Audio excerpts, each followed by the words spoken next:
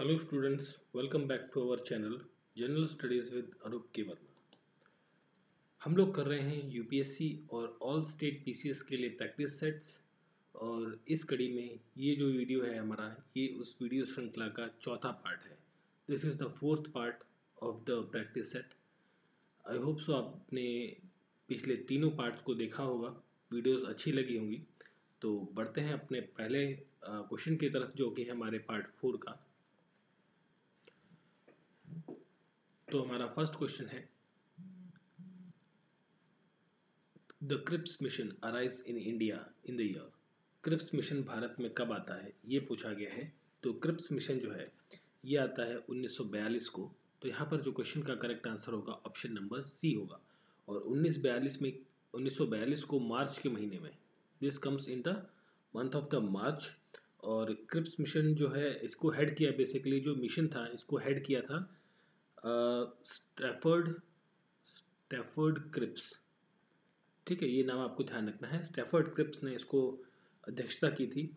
और ये मिशन आता है आपका आफ्टर वर्ल्ड वॉर टू। जो वर्ल्ड वॉर टू चल रहा था कि 42 का टाइम चल रहा है, तो इससे पहले आपका वर्ल्ड वॉर टू भी लगभग इसी ड्यूरेशन में आपको देखने को मिलता है। तो ये कॉन्स्टिट्यूशन बनाने के लिए, मतलब एक प्रपोजल लेकर आया अपनी तरफ से, ब्रिटिश गवर्नमेंट की तरफ से प्रपोजल लेकर आता है। और उस प्रपोजल की जो कुछ मुख्य विशेषताएं हैं, जैसे कि जो ये मिशन था, बेसिकली इनका प्रपोजल जो था वो था कि इंडिया को एक यूनियन विद डोमिनियन स्टेटस ये प्रोवाइड करेंगे। अब देखिए डोमिनियन स्टेटस क्या होता है। डोमिनियन स्टेटस ये लोग प्रोवाइड करने की बात कर रहे थे। तो देखिए डोमिनियन स्टेटस में क्या होगा कि राज आप करेंगे, बट जो हाईएस्ट पोस्ट है, जैसे कि मतलब गवर्नर जनरल की पोस्ट हो गई, ठीक है, या वॉइस राय जो उस टाइम पर था वो पद, तो वो पद डेफिनेटली किसके पास रहेगा? ब्रिटिश क्राउन के पास रहेगा, ब्रिटिश गवर्नमेंट के पास रहेगा। तो इस तरीके का जो एक स्टेटस देने की इन्होंने बात कही। और इन्होंने ये भी कहा कि कॉमनवेल्थ जो है, कॉमनवेल्थ या यूनाइटेड नेशंस की जब हम बात कर रहे हैं, तो उसके अंदर इंडिया फ्री है कि उसका वो पार्ट बनना चाहे तो बने, ना बनना चाहे तो ना बने। ठीक है, एक तो ये बात यहाँ पर कही गई। और साथ में इन्होंने कहा कि भाई जब वर्ल्ड वॉर टू पूरी तरीके से ख़त्म हो जाएगा, तब हम आपकी मदद करेंगे, एक कॉन्स्टिट्यूएंट असेंबली बनाएंगे। क्या बनाएंगे? कॉन्स्टिट्यूएंट असेंबली बनाएंगे। और वो कॉन्स्टिट्यूएंट असेंबली जो है कॉन्स्टिट्यूशन बनाने का काम करेगी। ठीक है, तो इस चीज़ में वो लोग क्या करेंगे? हेल्प करेंगे। और इन्होंने दो चीज़ें और इन्होंने ये भी कहा कि दो कंडीशंस बेसिकली इन्होंने और साथ में रख दी कि कोई प्रोविंस है, कोई प्रांत है, अगर जो कोई प्रोविंस है, तो वो अगर जो यूनियन को ज्वाइन करना चाहता है तो वो कर सकता है, अगर जो नहीं ज्वाइन करना चाहता तो वो ना करे। उसका एक अपना सेपरेट कॉन्स्टिट्यूशन हो सकता है, या उसका वो एक बेसिकली एक सेपरेट बॉडी बन सकती है। ठीक है, और यहाँ पर मीनवाइल एक बात ये भी रखी गई क्रिप्स मिशन के दौरान कि जो डिफेंस है, डिफेंस का जो पूरा अधिकार है, सेना का जो अधिकार है, वो किसके हाथों में होगा? वो ब्रिटिश के हाथों में होगा। That means the governor general के हाथों में होगा। जो गवर्नर जनरल ऑफ इंडिया होंगे उनके हाथों में होगा। या फिर आप इसे कह सकते हैं कि वॉइस रॉय के हाथों में ये चीज़ रहेगी। क्या रहेगी? डिफेंस का जितना भी सिस्टम है वो सारी चीज़ें। ठीक, तो यहाँ पर क्वेश्चन सिंपल था कि क्रिप्स मिशन कब आया है भारत में? 1942 के अंदर।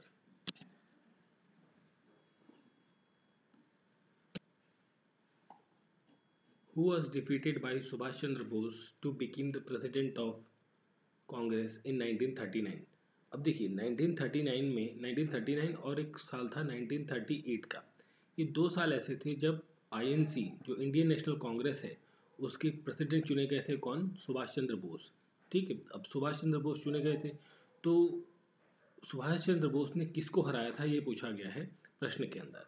तो इन्होंने हराया था किसे? Pattabhi Sitaramayya. That is option number C. यहाँ पर क्या होगा? Pattabhi Sitaramayya. Option number C यहाँ पर करेक्ट आंसर होगा। अब ये सेशन कौन सा था जिसमें हराया था? 1939 का जो सेशन था, that is the Tripuri Tripura session. ठीक है, त्रिपुरा सेशन था। और 1938 का जो था वो कौन सा सेशन था? हरिपुरा सेशन। ठीक है, त्रिपुरा हरिपुरा सिमिलर नेम है, तो आपको याद करने में ज़्यादा दिक्कत नहीं होगी। इन्होंने पट्टाभी सीतारमैया को हराया था 39 के इलेक्शन के अंदर। ठीक है, बट यहाँ पर एक छोटी सी इंसिडेंस ये होता है कि जो महात्मा गांधी हैं, Mahatma Gandhi M G M के गांधी, तो महात्मा गांधी जी ने चाहते थे कि जो पट्टाभी सीतारमैया हैं वो आईएनसी के प्रेसिडेंट बने। ठीक है, वो नहीं चाहते थे कि सुभाष चंद्र बोस जो है वो उनके प्रेसिडेंट चुने जाएं। तो बट इलेक्शन तो उन्होंने जीत लिया था, तो उन्होंने रिज़ाइन कर दिया। बट यहाँ पर कोई भी प्रेसिडेंट नहीं बन पाया था इन दोनों में से। तो हालांकि इस टाइम पर इस सेशन के दौरान जो है एज अ प्रेसिडेंट जो है अपॉइंट कर दिया जाता है कि इसको डॉक्टर राजेंद्र प्रसाद को। राजेंद्र प्रसाद जो भारत के प्रथम राष्ट्रपति है, ठीक है, उन्हें ये अपॉइंट कर दिया जाता है यहाँ पर आईएनसी प्रेसिडेंट के दौरान, प्रेसिडेंट के तौर पे। और इनकी जो एक डिमांड भी थी, सुभाष चंद्र बोस की जो एक डिमांड थी वो ये थी कि कांग्रेस जो है, मतलब पूरी कांग्रेस ब्रिटिश गवर्नमेंट को एक 6 मंथ का अल्टीमेटम दे कि भाई हमें जो है अब पूर्ण स्वराज चाहिए। पूर्ण स्वराज की बात यहाँ पर कही गई, मतलब कंप्लीट फ्रीडम या कंप्लीट इंडिपेंडेंस अब हमें चाहिए। तो ये बात भी इन्होंने कही थी सुभाष चंद्र बोस ने, ठीक है। बट इवेंचुअली ये कॉन्सेप्ट जो था, जो एक अल्टीमेटम देने वाली बात थी, तो ये रिजेक्ट हो जाती है बेसिकली यहाँ पर। और बाद में सुभाष चंद्र बोस जो है वो आईएनसी से ही अपना नाता तोड़ देते हैं और रिज़ाइन कर देते हैं अप्रैल अप्रैल 1939 के अंदर। अप्रैल 1939 के अंदर ये रिज़ाइन कर देते हैं आईएनसी से और फॉर्म करते हैं अपना एक ग्रुप बेसिकली, जिसका नाम होता है फॉरवर्ड ब्लॉक। फॉरवर्ड ब्लॉक बनाते हैं कब, दैट इज देखिए अप्रैल में यहाँ से रिज़ाइन करते हैं और मई 1939 को फॉरवर्ड ब्लॉक नामक जो संस्था है उसकी क्या करते हैं, स्थापना करते हैं। ठीक है, महात्मा सॉरी सुभाष चंद्र बोस। ठीक है, अभी इसमें एक क्वेश्चन और आ जाता है कि सुभाष चंद्र बोस की जयंती कब मनाई जाती है। ये मनाई जाती है 23 जनवरी को। ठीक है, तो 23 जनवरी को इनका बर्थडे होता है, तो इस डेट में इनकी जयंती मनाई जाती है।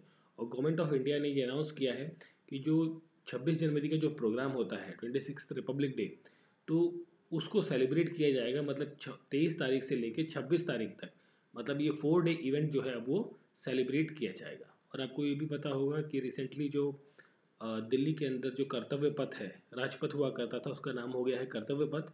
वहाँ पर नेताजी सुभाष चंद्र बोस की जो है प्रतिमा स्थापित की गई है। तो हो सकता है कभी किसी क्वेश्चन में, पेपर में, करंट अफेयर में ये क्वेश्चन पूछा जा सके। चलिए फिर बढ़ते हैं आगे। Hoysala dynasty is the capital of. देखिए होयसला डायनेस्टी की कैपिटल क्या थी, ये पूछा गया है। होयसला राजवंश की राजधानी कहाँ है, तो ये राजधानी आपको देखने को मिलती है द्वार समुद्र के अंदर। द्वार समुद्र, दैट इज ऑप्शन नंबर यहाँ पर क्या है, बी है। अब देखिए द्वार समुद्र की जब हम बात कर रहे हैं तो द्वार समुद्र कहाँ पर है एट प्रेजेंट हम बात करें तो हालीबिड। हालीबिड एक जगह है और ये जगह आपको कहाँ देखने को मिलती है, कर्नाटक के अंदर। ठीक है, तो कर्नाटक में है ये द्वार समुद्र। वो बेसिकली राजधानी हुआ करती थी होयसला डायनेस्टी की। अब जब हम बात कर रहे हैं और ये राजधानी कब होती थी, दैट इज इन 1112, नहीं sorry 1121, not 12, that is 21 AD. ठीक है, 1121 एडी के दौरान ये होयसला डायनेस्टी की राजधानी हुआ करती थी। अब बात कर रहे हैं अगर जो हम होयसला डायनेस्टी की, ठीक है, होयसला डायनेस्टी, तो इसकी जो इस्टेब्लिशमेंट है वो करी थी दैट इज निरपाकमा निरपाकमा सेकंड ने। ठीक है, निरपाकमा सेकंड ने करी थी इसकी शुरुआत करी थी इस वंश की बेसिकली। और होयसला एरा जो था, ये पूरा जो टर्म पीरियड चला था 1121 के दौरान। तो इस टाइम पर बहुत सारी डेवलपमेंट्स देखने को मिलती है in the field of art, architecture और जो रिलीजन है साउथ के अंदर। ठीक है, साउथ इंडिया के अंदर स्पेशली जो रिलीजियस फॉर्मेट है वो भी काफ़ी ज़्यादा डेवलप देखने को मिलता है। ठीक है, तो यहाँ पर क्वेश्चन का करेक्ट आंसर है द्वार समुद्रम। अब देखिए यहाँ पर एक नाम दिया हुआ है मदुरई, तो मदुरई से मुझे ध्यान आता है सिटी ऑफ फेस्टिवल जो है, city of festival. City of festival किसे कहा जाता है, कहा जाता है मदुरई शहर को। ठीक है, सिटी ऑफ फेस्टिवल के नाम से जाना जाता है। In which one of the following use Gandhi Irwin pact was signed. अब देखिए यहाँ पर जो इरविन व्यक्ति है इसका नाम है लॉर्ड इरविन है बेसिकली। ये वॉइस रॉय था उस टाइम पर। ठीक है, और महात्मा गांधी, इन दोनों के बीच में एक समझौता साइन होता है जिसे कहा जाता है गांधी इरविन पैक्ट। और ये बेसिकली साइन होता है 5 मार्च को, 5 मार्च 1931। ठीक है, 5 मार्च 1931। तो क्वेश्चन का करेक्ट आंसर है ऑप्शन नंबर बी 1931 में। ठीक है, अभी ये दोनों के बीच में साइन होता है और इस बेसिकली पैक्ट को या समझौता साइन होते ही गांधी जी जो है, देखिए 1931 का टाइम वो पीरियड है जब राउंड टेबल कॉन्फ्रेंसेस चल रही थी। RTC मैं लिख देता हूँ उसे, राउंड टेबल कॉन्फ्रेंसेस कहाँ चल रही थी? लंदन के अंदर चल रही थी। ठीक है, तो अब यहाँ पर दोनों के बीच में समझौता हो जाता है। तो जो सेकेंड राउंड टेबल कॉन्फ्रेंस है जो 1931 में ही हो रही है, गठित हो रही है, मतलब यहाँ पर हो रही है साल, तो उस राउंड टेबल के कॉन्फ्रेंस के अंदर महात्मा गांधी जो है पार्टिसिपेट करते हैं। और किसकी तरफ से पार्टिसिपेट करते हैं? तो INC की तरफ से, मतलब इंडियन नेशनल कांग्रेस की तरफ से Mahatma Gandhi second round table conference में 1931 में लंदन में जो आयोजित हो रही है, गोलमेज सम्मेलन जिसे कहा जाता है हिंदी में, उसके अंदर अपना पार्टिसिपेशन रखते हैं। ठीक है, अब देखिए गांधी इरविन पैक्ट जो हुआ, तो इसके अंदर कुछ बेसिकली जाहिर सी बात है, पैक्ट है मतलब कोई समझौता हुआ है, तो कौन कौन से समझौते पर यहाँ पर हस्ताक्षर हुए या किन पर बात बनी, उसके बारे में भी जानना बहुत ज़रूरी है। जैसे कि यहाँ पर सबसे पहली चीज़ मानी गई कि जितने भी पॉलिटिकल प्रिजनर्स हैं, ठीक है, जो राजनीतिक कैदी हैं, उन्हें क्या किया जाएगा? उन्हें बेसिकली फ्री कर दिया जाए, एक तरीके से आज़ाद कर दिया जाए, या फिर उन्हें किसी भी इन बेसिकली वायलेंस के केसेस के अंदर उन्हें इंक्लूड ना किया जाए। मतलब होता है ना कि ब्रिटिशर्स जो है वो झूठे केस लगा के उनको फंसा दिया करते थे, तो उन चीज़ों से उन्हें राहत दी जाए। और यहाँ पर क्या किया गया कि रिटर्न किया जाए वो लैंड जो कि बेसिकली लैंड जो है वो, जो लैंड किसी को बेचा नहीं गया है और जिस पर सरकार का कब्जा हो रखा है, ठीक है, मतलब ये तो ना डिस्प्यूटेड लैंड्स, वो क्या कर दिए जाए, जिनके हैं उनको वापस कर दिए जाए, ये बात यहाँ पर होती है। विड्रॉल ऑफ इमरजेंसी ऑर्डिनेंस की बात भी यहाँ पर मानी गई इन दोनों के बीच। बेसिकली इन दोनों के मतलब जो इरविन थे, लॉर्ड इरविन, ब्रिटिश की तरफ से ये चीज़ें मानी गई। बट यहाँ पर क्या चीज़ नहीं मानी गई, एक इम्पॉर्टेंट चीज़ होती है यहाँ पर, एक घटना होती है जिसमें ये कहा जा जो है कि भगत सिंह, राजगुरु एंड सुखदेव, तो इन तीनों को क्या हो जाती है? फांसी। ठीक है, तो इन तीनों की जो फांसी की सज़ा है, ठीक है, डेथ सेंटेंस, उसको यहाँ पर इस पर बात नहीं हुई कि भाई ऐसा नहीं कि भाई उसको मान लिया जाए। भाई उन्होंने कहा कि भाई उनको फांसी की सज़ा ना दी जाए, बट ब्रिटिश ने उनके इस प्रपोजल को क्या कर दिया गया? कंप्लीटली रिफ्यूज़ कर दिया। ठीक है, तो चलिए क्वेश्चन का करेक्ट आंसर है 1931, 5 मार्च, आपको डेट भी ध्यान रखनी है। तो क्वेश्चन का correct answer option number B. Who of the following was not the member of cabinet mission? अब देखिए, एक था क्रिप्स मिशन, हमने बात करी थी स्टार्टिंग के क्वेश्चन में, जो कि 1942 के अंदर आता था। ठीक है, उसकी बहुत सारी चीज़ें मानी गई, बहुत सारी नहीं मानी गई, बेसिकली वो फेल्ड था। क्रिप्स मिशन जो था वो फेल्ड था एक तरीके से। बट जो कैबिनेट मिशन आता है, तो आज़ादी जो हमें मिली वो इस मिशन के तहत मिलती है, केम इनटू 1946। अब ये आता है, इसके अंदर कौन कौन से लोग शामिल नहीं हैं ये पूछा गया है। तो इसकी अगर जो हम बात करें, तो इसको जो बेसिकली 19 फरवरी इंपॉर्टेंट चीज़ है, 1946 को जो ब्रिटिश के PM थे, ब्रिटेन के PM प्राइम मिनिस्टर थे वहाँ पे, दैट इज़ क्लेमेंट एटली। ठीक है, क्लेमेंट एटली ने, और उनकी जो हाउस ऑफ कॉमन थी, जो वहाँ की संसद थी, उसने ये अनाउंस किया कि भाई वो जो है 3 लोगों का एक समूह जो है, ग्रुप, वो भेजेगा भारत, और भारत में जो पावर ट्रांसमिशन है या उनको जो सब बेसिकली संविधान बनाना है, ठीक है, तो उन सब चीज़ों के ऊपर वो सब अपना डिस्कशन करेंगे। तो उसके लिए वो लोग 3 मेंबर कमेटी को एक बेसिकली भेजते हैं, और वो तीनों जो है ब्रिटिश कैबिनेट मिनिस्टर की रैंक के होते हैं। अब इसके अंदर कौन कौन से होते हैं इस मिशन के अंदर? देखिए, इसके अंदर जो है, एक तो सर पैथिक लॉरेंस होते हैं, ठीक है, लॉर्ड पैथिक लॉरेंस बेसिकली कहा जाता है, या सर पैथिक लॉरेंस के नाम से भी जाना जाता है। इनका पद जो होता है, ये होते हैं secretary of state of India. ठीक है, ये इनका पद है। साथ में होते हैं यहाँ पर सर स्टैफर्ड क्रिप्स। देखिए, अब ये वही क्रिप्स हैं जो 1942 में आए थे, 6 साल मतलब लगभग 4 साल पहले क्रिप्स मिशन लेकर आए थे, ये वही वाले हैं स्टैफर्ड क्रिप्स। तो ये बेसिकली इनका जो पद है, ये प्रेसिडेंट है of the board of trade. ठीक है, प्रेसिडेंट है in the board of trade के अंदर। और लास्ट पर्सन जो थे यहाँ पर, वो थे AV अलेक्जेंडर। AV अलेक्जेंडर कौन है? He is the first lord of Admiralty. He is the first lord of Admiralty. तो ये 3 लोग यहाँ पर इंक्लूड होते हैं इस मिशन के अंदर बेसिकली, इस ऑर्गेनाइजेशन ग्रुप के अंदर बेसिकली। तो नॉट द मेंबर पूछा है, तो नॉट में क्या आ जाता है, विलियम वुड्स। यहाँ पर विलियम वुड्स, यहाँ पर कोई भी इनका रोल देखने को नहीं मिलता है। ठीक है, अब देखिए इस मिशन को क्यों भेजा गया था, इसका मुख्य उद्देश्य ये था भारत आने का, कि ये भारत आए और भारत में आने के बाद नेगोशिएट करे। देखिए ब्रिटिशर्स अभी भी पूरी तरीके से हार नहीं मान रहे थे कि भाई हम भारत को छोड़ें, तो यहाँ पर वो चाह रहे थे कि भाई ठीक है सत्ता हम पावर को ट्रांसफ़र कर देंगे जो इंडियंस हैं, बट स्टिल हमारा कुछ हिस्सा या बेसिकली हमारा डोमेन वहाँ पर बना रहे। ठीक है, मतलब हमारा वर्चस्व बना रहे, इस बात पर वो भी थोड़ा सा अभी वो चल रहा था उनका विचार।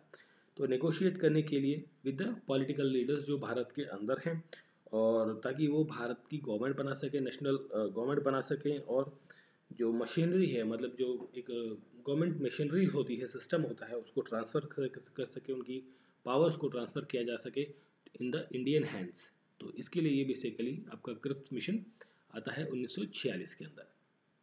ठीक है, तो क्वेश्चन का करेक्ट आंसर है option number D. Burzahom and Gufkral Burzholm and Gufkal are the major archaeological sites mainly belongs to which period? ये बेसिकली किस पीरियड से संबंधित है, ये पूछा गया है। तो देखिए ये जो बुर्जहोम है, ये जो प्लेस जो साइट है आर्कोलॉजिकल साइट, ये आपको देखने को मिलती है इन द श्रीनगर के अंदर ये आपको देखने को मिलती है। ये एक नियोलिथिक साइट है बेसिकली।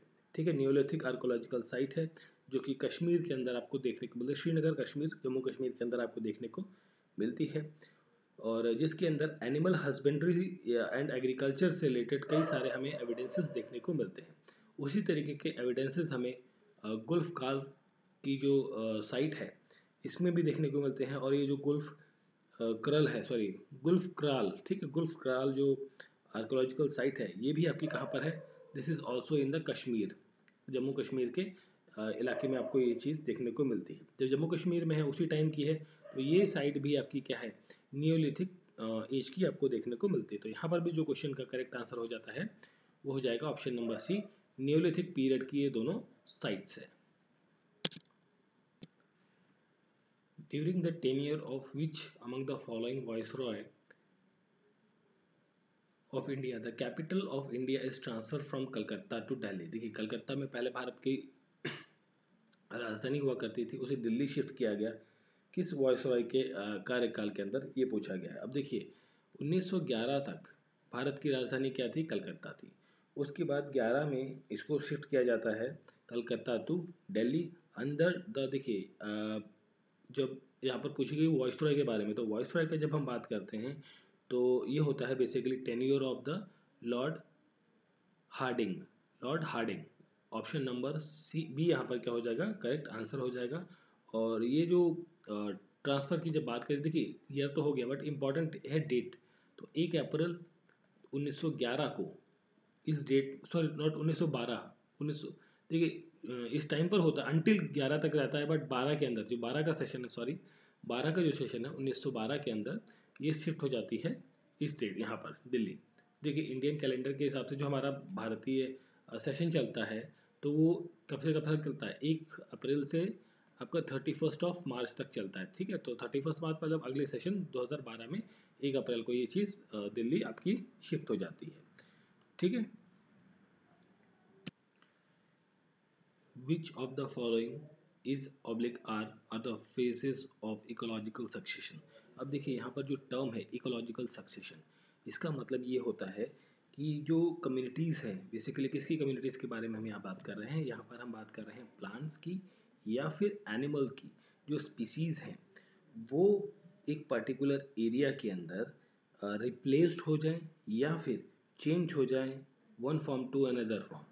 ठीक है, मतलब ये हो गया कि मान लीजिए कोई प्लांट की स्पीसीज़ है, उसके जो लीफ का साइज़ है, ठीक है, वो इस तरीके से हुआ करता था। After a long period of time उसका साइज़ बढ़ जाता है या घट जाता है, ठीक है, या एक कोनिकल फेरा इस तरीके से पतली स्ट्रिप में कन्वर्ट हो जाता है। तो इस तरीके की जो घटनाएं होती हैं, ठीक है, या फिर वो चीज़ ही वहाँ से उस पर्टिकुलर एरिया से क्या हो जाती है, रिमूव हो जाती है। तो इन सभी तरीके की जो घटनाएं हैं उन्हें कहा जाता है इकोलॉजिकल सक्सेशन। ठीक है, मैं रिपीट करता हूँ कि ऐसा प्रोसेस जिसके अंदर प्लांट और एनिमल स्पीसीज जो है किसी कन्फाइंड एरिया के अंदर रिप्लेस्ड हो जाएंगी या फिर चेंज हो जाएंगी, अनदर किसी और फॉर्म में चेंज हो जाएंगी। जिसे कहा जाता है ना कि ह्यूमन बींग्स का जो इवोल्यूशन है वो कहाँ से होता है, मंकी से होता है। ठीक है, तो उसी तरीके से तो उस तरीके के जो सक्सेशन है उसे कहा जाता है इकोलॉजिकल सक्सेशन। ठीक है, पारिस्थितिकी उत्तराधिकार बेसिकली कहा जाता है। अब इसके अंदर कौन कौन सी स्टेप्स होती हैं इसके बारे में अगर जो हम बात करें तो यहाँ पर आपको न्यूट्रिशन देखने को मिलेगा। ठीक है, सबसे पहला स्टेप होता है न्यूट्रिशन का। तो न्यूट्रिशन में क्या होता है कि beginning with the develop of bare site आपको यहाँ देखने को मिलेगी। इसके बाद होता है सेकंड स्टेज में that is the axis axis. ठीक है, और एक्सिस नहीं होता, न्यूटेशन के बाद आता है आपका mutation, migration, what I am saying, that is mutation के बाद आता है migration. Migration that means arrival of propagate, मतलब कोई दूसरी स्पीसीज या एक कम्युनिटी बेसिकली कहीं और आके प्लेस हो जाती है, वो आपको देखने को मिलता है सेकेंड स्टेप में। थर्ड स्टेप में आता है इसेसिस। ठीक है, और इसके अंदर इस्टेब्लिशमेंट एंड इनिशिएशन होता है ग्रोथ ऑफ वेजिटेशन का। ठीक है, इसके बाद होता है aggregation, not aggregation, that is basically aggregation आपको देखने को मिलेगा। देन कंपटीशन देखने को मिलेगा, रिएक्शन एंड स्टेबलाइजेशन। ये इस तरीके की स्टेप्स देखने को मिलती हैं। इसके अंदर फेजेस देखने को मिलते हैं। तो कौन कौन से हैं, देखिए ये सारे फेजेस हमारे यहाँ पर देखने को मिलते हैं। तो क्वेश्चन का करेक्ट आंसर हो जाएगा all of the above, option number E. Who among the following wrote the book discovery of India? देखिए डिस्कवरी ऑफ इंडिया बहुत ही सिंपल क्वेश्चन है। पंडित जवाहरलाल नेहरू ने इसे लिखा था, और कब लिखा था? ये लिखा था 1942 से 1946 के बीच में। देखिए 42 में क्रिप्स मिशन आया था, 46 में कैबिनेट मिशन आया था। इस बीच में जो जवाहरलाल नेहरू थे वो कहाँ थे? आपके जेल के अंदर थे। ठीक है, during the jail in the prison इन्होंने ये बुक लिखी थी। ठीक है, और कौन सी जेल में थे? ये थे अहमदनगर की जेल में, अहमदनगर की जेल के अंदर। ठीक है, अहमद फोर्ट का जो जेल है बेसिकली वहाँ पर ये थे, और वहाँ पर उन्होंने इस बुक को लिखा था, डिस्कवरी ऑफ इंडिया।